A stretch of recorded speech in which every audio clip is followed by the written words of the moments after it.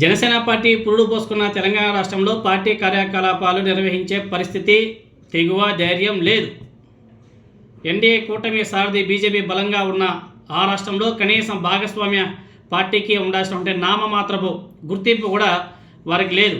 కానీ వాళ్ళు దక్షిణ భారతదేశం అంతటా విస్తరించడం గురించి మాట్లాడుతున్నారు. అయ్యమ్మ, అంతేలే, అధికారంలో ఉంటే రాష్ట్ర వ్యాప్తంగా, ఇంకా దేశవ్యాప్తంగా ఏంటి, ఇంకా ప్రపంచవ్యాప్తంగా కూడా పార్టీని విస్తరిస్తారు. అధికారం కోల్పోయిందనుకో, అదిగో బీఆర్ఎస్ పార్టీ పరిస్థితి ఎలా అయిందో మిగతా పార్టీల పరిస్థితి కూడా అలానే అవుతుంది. అదేదో ఒక సామెత ఉంటుంది,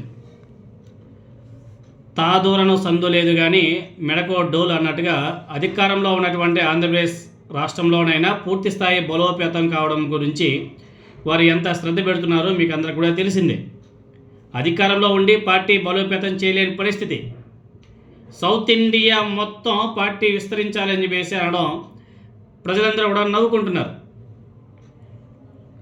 కేరళలో కొంతమంది నాయకులను జనసేన పార్టీలో చేర్చుకునే ప్రహసనం కూడా పూర్తి చేసి అలా ముడిచిపోయారు అంతే. కేరళ రాష్ట్రంలో కూడా జనసేన పార్టీ ఎంట్రీ ఇచ్చింది. చాలా గొప్ప విషయం, ఎందుకంటే అది నేషనల్ పార్టీ కదా. తిరువనంతపురంలో ఆ రాష్ట్రానికి చెందిన కొంతమంది రాజకీయ నాయకులు జనసేన పార్టీలో చేరారు. ఆ నాయకులతో జనసేన పార్టీ ఎమ్మెల్యే నాగబాబు గారు, ఆ పార్టీ ప్రధాన కార్యదర్శి తాళ్ళూరి రామ్ సమావేశం కూడా నిర్వహించాడు. సో భవిష్యత్తులో కేరళలో కూడా జనసేన పార్టీని మరింత బలోపేతం చేయడానికి ఏ వ్యూహంతో వెళ్తారో వారందరూ కూడా కలిసి చర్చించుకున్నారు. జనసేన పార్టీకి జాతీయ స్థాయిలో ఆదరణ పెరుగుతుంది అని చెప్పేసి మన నాగబాబు గారు సెలవిచ్చాడు. ఇదంతా ఎవరికైనా సరే కామెడీగా కనిపిస్తే ఆశ్చర్యపోవాల్సిన అవసరం లేదు. ఎందుకంటే 2019 నుంచి 2024 మధ్య కాలంలో పార్టీ విస్తరణకు బలోపేతానికి పడినటువంటి కష్టం కూడా జనసేన పార్టీ పవన్ కళ్యాణ్ ఇప్పుడు చూపించడం లేదు. ఎందుకంటే ఒకసారి అధికారంలోకి వచ్చేసినారు. అదేవిధంగా చంద్రబాబు నాయుడు గారి కనుసన్నల్లో మెలగాలి, కలిసి ప్రయాణం చేయాలి కాబట్టి గుంపులో పోయినా మళ్ళీ గెలిచిపోవచ్చన్న ఉద్దేశంతో పవన్ కళ్యాణ్ గారు సైలెంట్ అయిపోయాడు.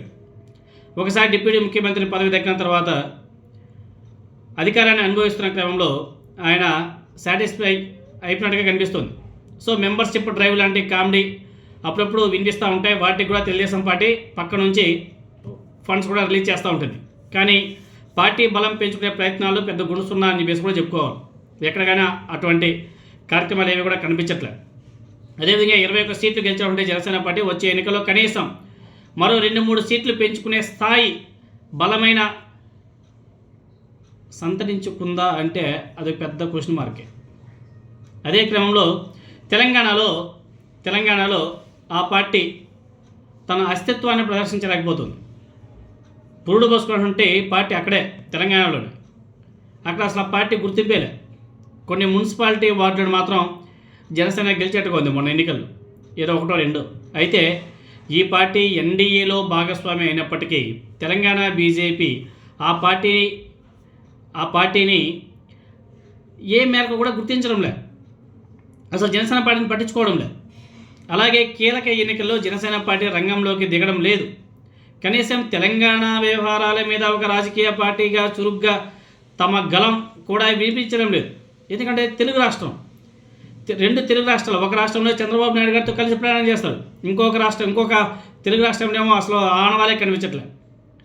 పార్టీ పుట్టటువంటి తెలంగాణ గడ్డ మీదే టికాణా లేకుండా కొట్టుమిట్ట ఆడుతున్నటువంటి జనసేన పార్టీ ఇప్పుడు కేరళకు పార్టీని విస్తరించడం, అదేవిధంగా సౌత్ ఇండియాలో మొత్తం కూడా పార్టీని విస్తరించడం అని చెప్పేసి మాట్లాడడం చూస్తే చాలా కామెడీగా అనిపిస్తుంది. జనాలంతా కూడా నవ్వుకుంటున్నారు ఆ ఫోటోలు చూసి. ఇక్కడ తమాషా ఏమిటంటే దక్షిణ భారతదేశంలోని అన్ని రాష్ట్రాలకు పార్టీని విస్తరిస్తామని చెప్పేసి మన నాగబాబు గారు ప్రకటిస్తున్నాడు. అన్ని రాష్ట్రాల్లో పర్యటించి అందుకు అవసరమైన చర్యలు కూడా తీసుకుంటాడట. ఇదంతా చూస్తే వాపును చూసి బలుపు అనుకొని గులాబీ పార్టీకి భారత రాష్ట్ర సమితిగా కొత్త పేరు పెట్టి అతిశయమైన రాజకీయ వ్యూహంతో చతికిలబడినటువంటి కేసీఆర్ గారి వ్యూహం గుర్తుకొస్తుంది అందరికి కూడా.